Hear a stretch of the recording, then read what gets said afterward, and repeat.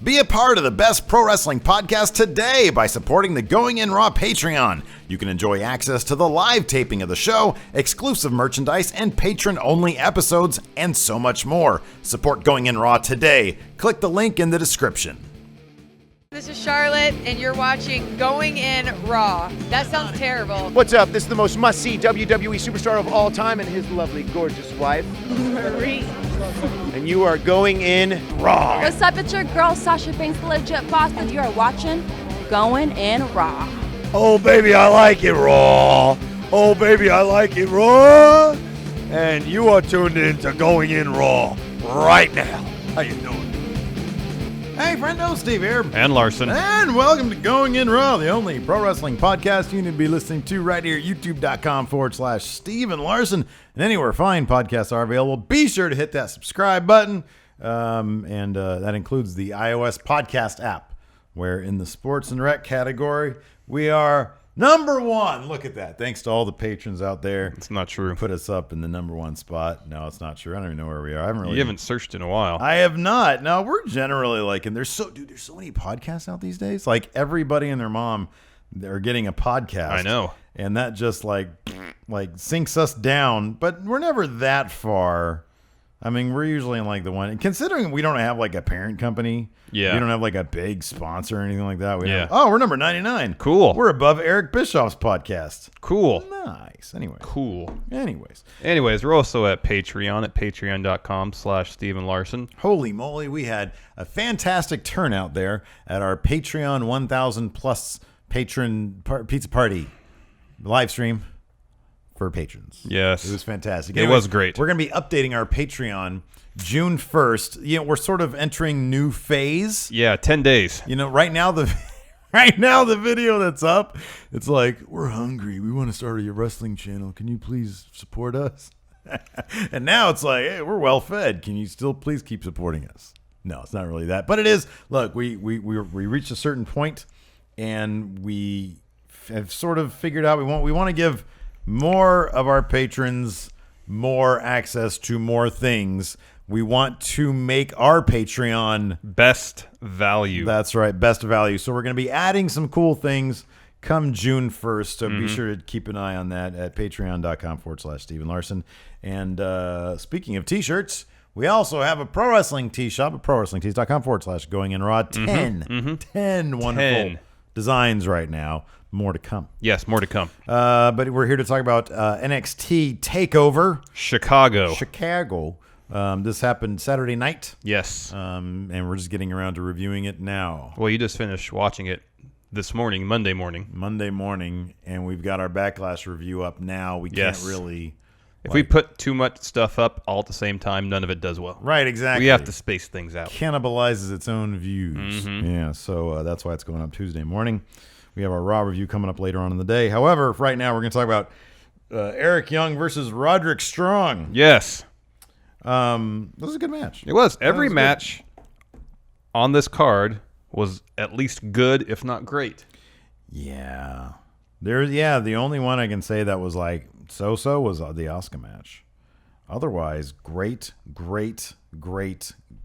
very good. Eric Young versus Roderick Strong was a very good match. Very stiff match. Yes, very stiff. This is a That's very the first stiff thing match. I noticed too. Yeah, absolutely. This was cool. This was coming off the heels of the Roderick Strong video documentary promos that they were running. Yeah. And they were very strong. Yeah. And I thought that was not a pun. And I thought that I figured this is the one match we actually differed on in terms of like who we thought was going. Yeah, but I thought a case could be made for either one. Yeah. I mean, I think we all knew that Roderick Strong would at some point get the win over Eric Young. I just thought they were going to build to it. Right, yeah. That's it. So yeah, like a stiff match, good match. The match started. Sanity came out first, and then they did their entrance. Roderick Strong's music hit, but he wasn't coming down the ramp, so Sanity was kind of wondering what was going on. Roderick Strong ran in through the audience, attacked Damo and Alexander Wolf. Took away the strength in numbers. Yep. Yeah. Knocked them out. It was good. Took them out of the equation for at least the first part of the match. They would get involved later on. Did you notice the incredibly stiff knee kind of jumping top rope knee Roderick Yeah. Strong delivered on Eric Young. Yeah. Very emblematic of the stiffness of this match. It seemed Yeah. like a lot of the blows, a lot of the shots really hurt. Yeah. There's a few times during this match I did this. Ooh. Ooh. There was a bunch of very loud chops. Yeah, those are my Roderick favorite. Strong. Those are my favorite. They don't really do that much damage. Like, I don't want to wake up the next day. I don't want to be in the receiving ends of them. No. I'm saying nobody's ever. Have you ever heard? Man, those chops last night. He had to retire today. No. But I would think I feel like on a consistent basis, maybe we need to ask some of our people who have actually wrestled if this is the case. Like if you're in the ring and you're taking bumps, maybe you're getting body slammed or whatever. Yeah. I would think if you had to Swinging neck breaker. I imagine that barely hurts at all. But if you're in a chop, if you're in Yeah. a battle of chops between yeah. you and your opponent, Yeah. and you see the welts that form in people's chests when it yeah. happens, that probably does hurt. Oh, it probably Pretty is good. Here's the Or pretty thing. bad, I Here's should the say. thing. There's like paper cut hurt, and then there's I fell down hurt. And paper cut hurt is worse because Yeah. it's so specific. Yes. When you're chopping, you're doing something very specific to a very specific fleshy part of your body. And by and large, people do not pull punches on chops. right, exactly. Because you want to, the whole impact of the chop is the sound of hand meeting chest. And since you know that you're not there's nobody's going to get injured Exactly. doing it, then they go all out. No, usually It chop hurts, Yeah. but it won't injure you. You know who probably should have retired after being chopped is that Aaron Sky kid here in Sacramento, SPW. Oh, when J.R. Kratos, My God. That dude's hand was like the size of this kid's chest. and instantly on one chop, you could see J.R. Kratos' hand imprint on his chest, and it was there the rest of the match. That kid, he needs to, ooh, man, bulk up, kid. Oh, God, there goes Sting. Sting's no. down, Sting's down. We're going to Robin Hood. So Roderick Strong did a whole bunch of backbreakers during the course of this match, and he hit one he hasn't done. Usually he wins on the sick kick. Mm-hmm. He didn't even employ that this match. He did his suplex, put him up like in a suplex position, and then kind of throws him up in the air, and then does a Yeah, it gives him backbreaker. like a back. I think that's what he used to do in Ring of Honor. Which one's the lung blower? It's kind of a lung blower. Like he got down and his knees hit the guy's on his waist down. Well, it's kind of like a lumbar check. Yeah. But for that, Cedric Alexander does like a belly to back position Right. and then does it. But this was a full on Yeah. vertical suplex position, throws him in the air, Yeah. and then has his opponent land across his knees. Feels like everybody loses in that situation. Potentially. Because like so you have like 200 pounds of a dude coming down on your knees, essentially. That could hurt. That seems like it hurt. But it looks devastating. Oh, it looks amazing. It looks fantastic.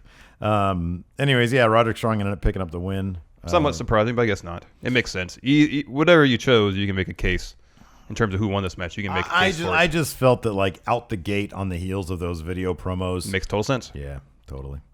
Next up, we had for the UK Championship, Tyler Bate versus Pete. I need to stop doing that. Versus Pete Dunne. We saw this match. This was the finals in the UK tournament. Great match in its own right there. Oh, yeah. And they upped the ante. This Yeah, was they next really level. did. They really busted out all sorts of moves that they did not even try to do in the UK tournament. I can watch these UK guys go for days and days and days. I can really watch this. I really need to check out the UK tournament. If for nothing else, the Jim Ross green screen. Oh, the special, you mean? Yeah. Oh, that's right. And Jim Ross, he came out and called this match with That's right. Nigel. Yeah. It was great too because, dude, I am loving Nigel McGuinness. He is so good. He's almost so good that he makes me forget that Percy Watson's there, because Percy Watson at times goes completely silent. I noticed that during the main event here. I did not hear much of Percy Watson. There was so much Nigel McGuinness, and even I think, it's always fun when you can hear the commentary team. In this case, Nigel McGuinness. There's so much pride in that guy's voice because of his fellow countrymen stealing the show with this match. And I'm not going to go so far as to say they stole the show, but man, they raised the bar. Oh, yes. And the crowd was so into it. They were so into it. Their style of wrestling is so fun to watch.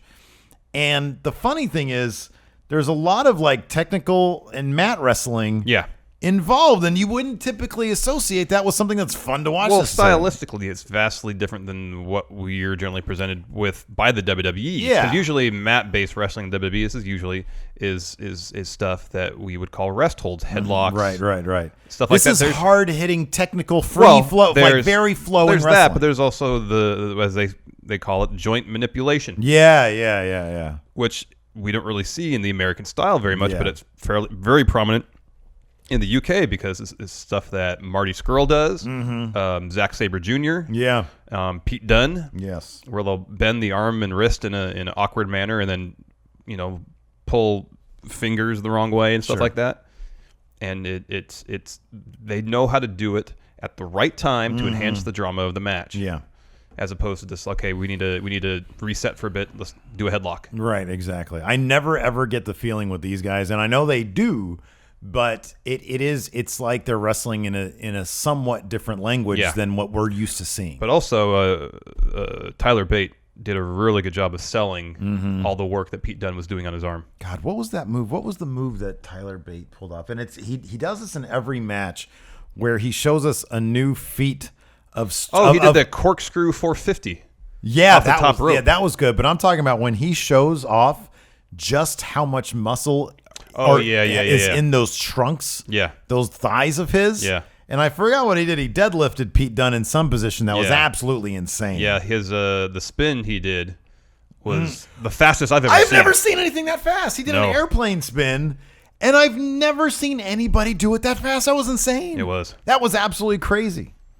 Lots of near falls, a lot of really good action in this match. Yeah, it was fantastic. Pete Dunne ended up picking up the win with the bitter end. Yes. Did Tyler Bate hit Tyler Driver 97? No, he didn't. I think the finish was him setting Pete Dunne up for that, and Pete Dunne reversed it into Yeah, I think so. bitter end, Yeah. if I remember correctly. Man, such a good match. Yeah, it was really good. I'm not about to say like this was.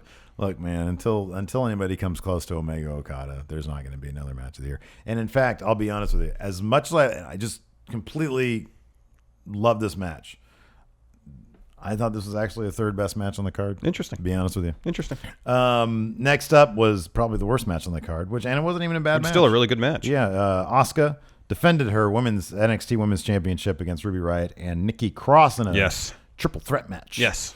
Asuka ended up picking up the win as she sort of covered both Yeah, competitors. What was the story of this match? The story of this match was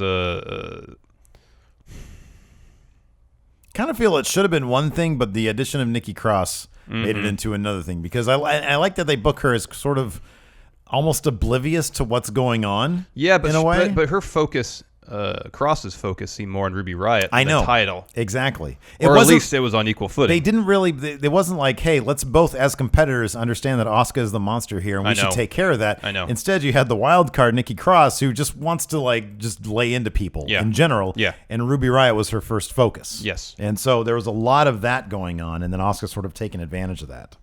But it wasn't as if Asuka was dominant throughout the match. No. Both Ruby Riott and Nikki Cross, got their hits in on Asuka. And the finish saw, I believe, Ruby Riott hit Nikki Cross with her finisher as she was going for the pin. Right. Asuka comes in and gives her, I think, like a shining wizard. Yeah. And Ruby Riott sold the hell out of it because I watched it like 4 or 5 times to make sure she didn't get knocked out. Yeah. She did a great job selling that. And then Asuka covered both of them. Yeah. And you got the win, and that's great. I mean, that's a hell of a visual right there. Asuka pinning, 2 more competitors just at the same time. I mean, it's pretty obvious that Ember Moon is going to be the one that takes that title off Asuka. We'll see. I think, you know what? I think that it's I will say this. I think it is her position to lose. Yeah. I think that that's what they want to have happen. Be interesting to see. It'll just be interesting to see if that's the direction they go. There's nobody else. Is there anybody else coming in? Did you hear about the golly, what's her name? The one that was just signed to us. They had to change her finisher because Bayley sometimes uses it. Have you seen the elbow drop that she does? It's fantastic. It is so weird and cool. Oh, I have seen it. Yeah. And interesting. I know. And they're making her change that because of Bayley's Macho Man elbow drop. Which she doesn't even use all the time. It's not her finisher. That's so horrible. Weird. That's absolutely horrible. Anyways. Yeah, that's a bummer.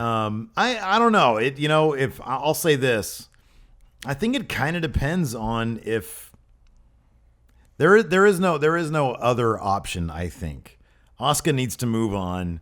They need to get that title off her. Ember Moon is absolutely booked really, really strong. And it makes all the sense in the world. It really does. I still get the feeling that they're not entirely sure what her character what they want her character to be. I think that they're scaling down the mystique. And if I'll put it this way, if they hit a rhythm with who she is, then I think absolutely. I think they just need to do that. I just had a thought. You know, for weeks, if not months, we've been talking about how Ember Moon needs mystique because that's something Asuka hasn't ever faced. But maybe what the plan is to really have Asuka kind of get too involved in her own mystique, the hubris, and that ends up costing her the belt in a sense. And you know, to play off that, they need Ember Moon to be a really grounded character in their eyes. Maybe that's the direction they're going in. You know what? It could be that. It could be storyline motivated. You could be right. It could also simply be when the higher-ups saw Ember Moon on the mic, because she does come across as a very genuine person. Yeah. She doesn't come across as a character. Maybe they were just more impressed with that. Maybe they just felt, hey, you know what? We don't need to doll up with all this mystique stuff. Maybe we can save that type of character for somebody else. Let's just roll with her as who she is. And they sort of slowly dialed it back. They eventually got rid of the contacts. They eventually blah, blah, blah. That wouldn't surprise me either, in which case I would feel like they do have a direction with her. Yes. And yeah, I think her odds of taking that title are pretty good. Here's my thing. I really, really want them to build up that eclipse in a less clunky way than they have. When they did it with Billy Kay. Well, it seems so sudden, that's why. Yeah, I know. It seemed jarring, and it seemed like a shoot, and that's not really the direction you want to go. When they just say, oh yeah, she's injured a couple people in the Performance Center, that's not enough, man. No. I want to see her. I want to see some people get laid out. That's what we need. We need to see more matches on TV in the build-up with that eclipse laying people out. Yeah. Next up, I thought this was a fantastic match, man. Oh, yeah. Bobby Roode versus Hideo Itami. I watched it this morning, and my God, Blampier. Is it Blampier? It's Blampier, I think. Yeah. Adam. Yeah. Tweeted out after this match something along the lines of, I see Hideo Itami as a main event star now. And I looked at that, and I was like, that might be going a bit far. I watched the match this morning. Holy cow, that was a great match. And Hideo Itami I was all in on that guy. Holy cow. Bobby Roode is a freaking star maker. Oh, yeah. Because so much of that match was Bobby Roode's ability to tell a story. And I love that he is really this fantastic. You've called him a strategist. I've used the word opportunist. And I like my way of putting it simply because he can find the opportunity and turn it into a win. And that's what it is. It's that was definitely more the case in this match. But I mean, like, I guess the kind of tactical. And his first win against Shinsuke as well. Oh, I always thought the first win against Shinsuke seemed to me like he had a strategy well before the match started, and he followed that. Yeah, through the but end. But he was presented with the opportunity with Shinsuke getting hurt. That's the they thing. took It was advantage of right But it was there. all It was because right there. it's because Shinsuke had to go outside where he normally does to counter that's Bobby true, Roode's that's strategy. True as well. That's true as well. And thus hurt himself. I just really like that. He's the guy. Once you make one single mistake, he knows how to pounce on that. Yeah. What a fantastic, and I don't want to say subtle. It's a very substantive sort of. It's a very substantive way of winning. It's ingrained in the match itself. That's why I don't initially say I use the word tactical versus strategic because it's. I mean, being a tactician is partially strategy, but is also taking advantages of the opportunities as they present themselves. Right, exactly. So, yeah, I mean, because the thing is, there's nothing that he does that's extra spectacular. No. He's just a great storyteller. Yeah, exactly. Yeah, he really is. Like, he's got it down perfectly. That finish was so freaking well done. That finish was so great. It was essentially. So what was the story of this? But you always break down the stories of the matches really well. It was Hideo Itami working Bobby Roode's arm, right?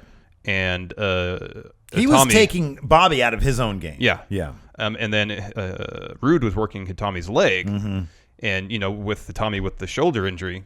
Granted, that was like a year ago, or almost that he came back from it. Well, he's got that big ass scar. I know. So I mean, going into it, I would have expected Bobby Roode to work the shoulder and Itami to work the leg, but it was the inverse of that. And I thought that was an interesting take on it. Yeah. And they really played up how with Roode's shoulder being compromised, he couldn't hit the DDT at least as effectively as he wanted to, and it was great at the end.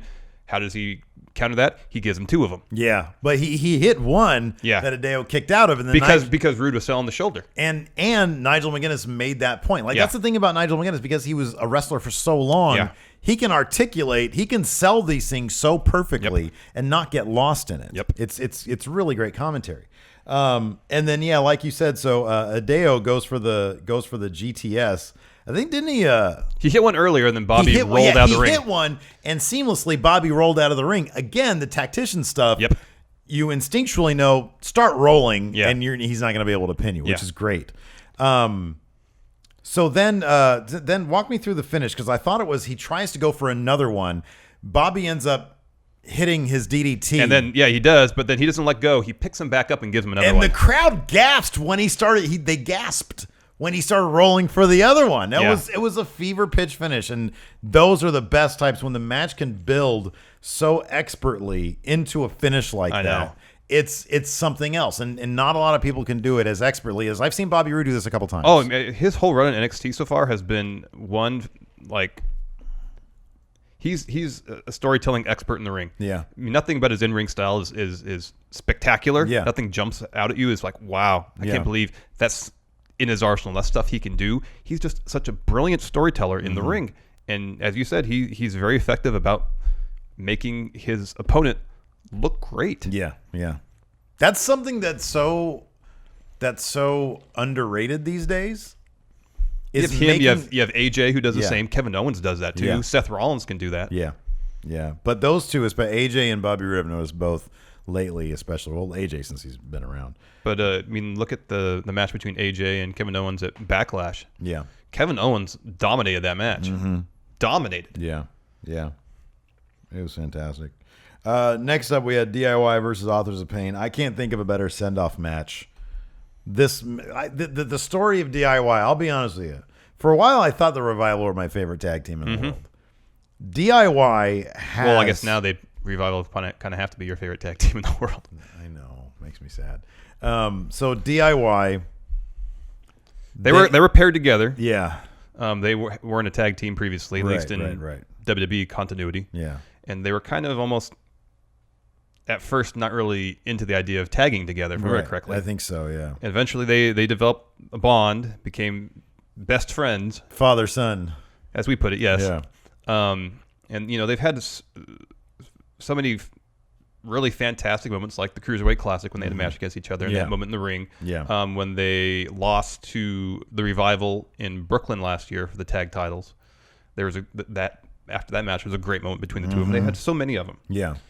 And there is no other tag team that has the emotional bond that the crowd buys into as much as with DIY. Yes. And it's NXT is the perfect setting for that. It really is.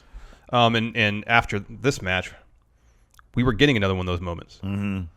In the way they set things up, it was like, okay, they had the moment in the ring, they walked up the ramp, essentially saying their goodbye to the NXT universe before we'd all assume they ran the copyright, the trademark thing. Yeah, we thought the show was over. Yeah. And, this was their last match at NXT before getting called up to the main roster, either on Raw or SmackDown. And we're just sitting here thinking, are they going to go to SmackDown? Are they going to Raw? Which one would make more sense for them? What's going on? And then Ciampa turns to Gargano and says, this wasn't our moment, this is my moment. Yeah. Throws him into the wall and just completely decimates him. And there was that moment where Gargano...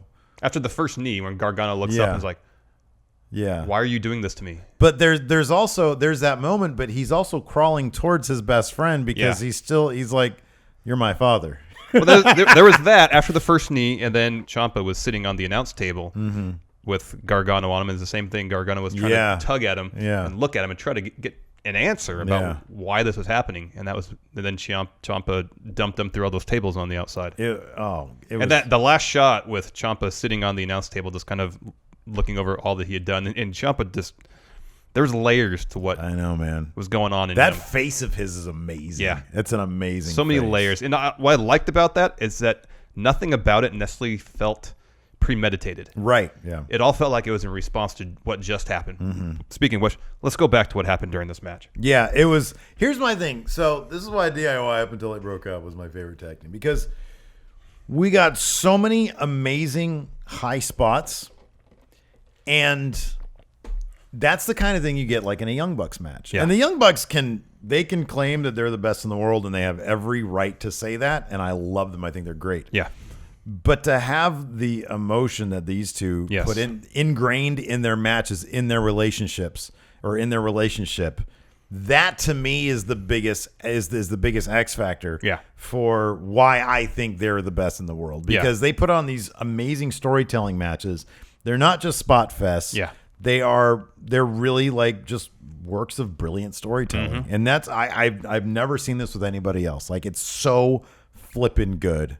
But yeah, and I mean this match was just chock full of, like I said, a combination of high spots. There's that moment where Gargano pushes Ciampa out of the way to absorb a ladder shot. I know. Like he's sitting there sort of in a daze, Ciampa is, and one of the Authors of Pain is about to ram him with the ladder.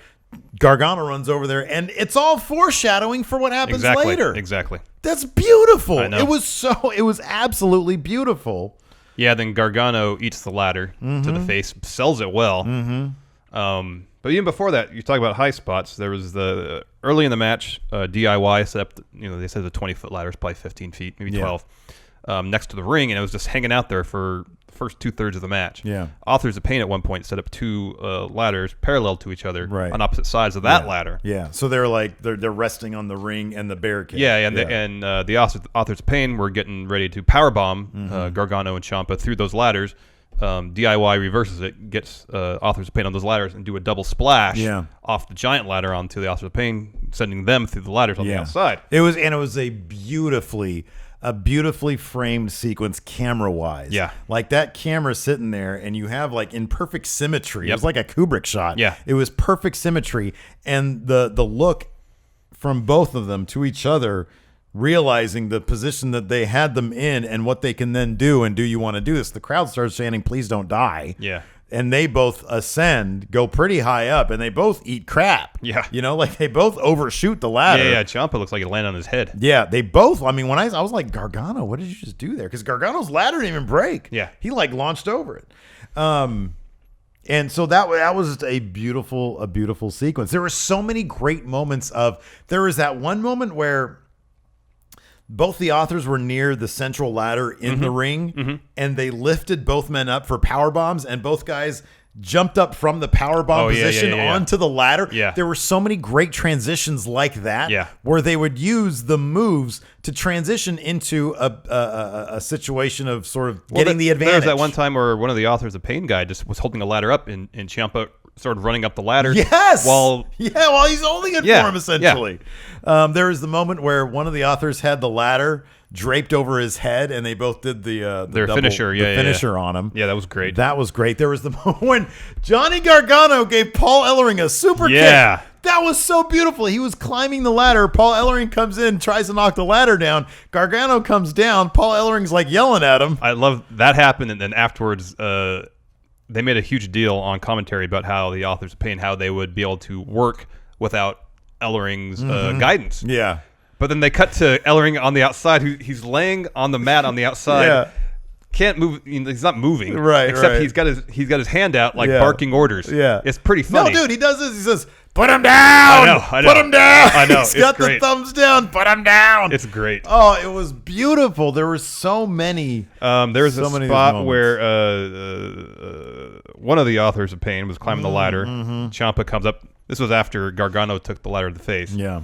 And gives a German suplex to one of the Authors of Pain through a ladder. Yeah. Ladder broke. Earlier, much earlier, a ladder just ended up sort of resting in the corner, which it's a ladder match. That happens. Yeah. But yeah, he got his German suplex off into the ladder, split the ladder. It's fantastic. In half. So DIY ended up making their way up the ladder in tandem, dangling, and they were grabbing for the belts. Authors of Pain come in, push the ladder away from them. Yeah, so DIY is dangling from the thing that's holding the belts up. Yeah. Authors of Pain grabs each one, power bombs them, super collider, and then Authors of Pain jump up to get the titles. Yep. Crowd just starts going mental, with the heel heat that they're getting. Yeah. And then we had the Ciampa heel turn. It was, this to me right now, if you're gonna talk about any of these matches being a possible match of the year candidate, in terms of my own personal list, This one is, in terms of, at the very least, no other tag team match even comes close to this. And I'm counting the like the triple threat that we saw live, all those. This right here is my guy. Storytelling. It was beautiful because if you think about it, it's all been DIY story. Now let's talk about, to me, I'll be honest with you, seems kind of obvious. I'm going to say Gargano goes to the Cruiserweight division. Ciampa goes on to Raw or SmackDown to be a heel. You think so? I think after they have their blow off. Do you think that's going to happen? I don't know, because when they first announced 205 Live, didn't they say both Gargano and Ciampa were going there? Yeah, but I don't think they're going to just continue this on over there. No, I think they're continuing on NXT. You really, that's the most likely scenario? Oh yeah. Because if Gargano goes to 205 Live and say Ciampa goes to SmackDown, they can't really give us the feud that we all now want to see. Yeah, I know. So I think it's got to culminate. At least part one has to culminate in NXT. It's insane, though. I know. It's insane that they would break this tag team up. But I guess they can have Ciampa say, for so long, because it was Gargano who tapped out in Brooklyn last year. Yeah. He can say, I could have done so much better. You've kept me down, so on and so forth, that kind of thing. But it wouldn't surprise. Blame Gargano for all the losses. It wouldn't surprise me. I really don't. Like, you're probably right. That's probably the direction they're going to go in. I really hope they don't. I hope there's something else. I hope there's something that's not cliched, because nothing about DIY has been cliched so far. I'm trying to interpret. They have broken so many conventions. I'm trying to interpret what what he said to Gargano before he swerved him. This wasn't our moment. This was my moment. Well, see, that was when I found out that's what he said. I was thinking, well, this is the send off. This is my limelight, because we're not. I mean, it could even be as meta or as referential as, they're breaking us up. So what better way to kick off my solo career than to swerve my tag team partner? Because we're not together anyways, and that's how you, in the words of Triple H, Pete Dunne, make a name for yourself. Something like that. Say, hey, this was the plan for us. I'm just following through with it because I need to make sure that where I'm going next, people know that I'm a danger. That's interesting. I don't know if they'd be that self-aware about things, though. You're right, and you're probably going to be as obvious as you're holding me down. But God, that's dumb. It's so silly. It seems like it seems a tad light as far as rationale. Yeah, for this. I know this is massive. But if that's kind of what just starts it, and then they can go off from that to make it far more interesting. Given what Gargano and Ciampa have given us so far, I think they can take a small idea like that might be kind of hackneyed and done to death, and do something different. And do something interesting with it. Maybe. That's what I'm hopeful about. Yeah, because those guys are so good. They're so good at telling stories, and they obviously know each other very well. Yeah. And when Gargano eventually beats Ciampa in November at TakeOver for their blow off, at least the first part of their feud, it's gonna be massive. Yeah. No, I agree, man. I think it'd be a crime if they did actually send them on their way at this point. And it seems, from what I heard, Ciampa hurt his leg on, I want to say Thursday at a house show. Yeah, it was the day before. Or 2 days before. 2 days before. And there were spots in this match, it seemed like he was favoring one leg.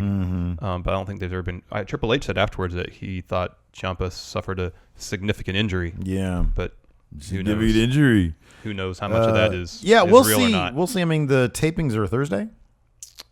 No, well, I don't know when the next TV tapings are. I think they're this week. Okay, there's the stuff before TakeOver. The Velveteen Dream, Wednesday, or isn't that what's called, the Velveteen Dream? Yeah, Patrick Clark, and apparently he's got a crazy. One of our friendos was there. He said he's got a crazy entrance. Cool.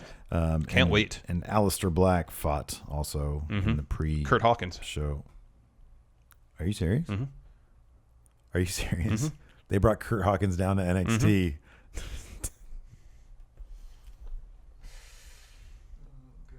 That's hilarious. Anyways, that's the NXT TakeOver Chicago review. Great show. If you haven't watched it, check it out. Oh, man.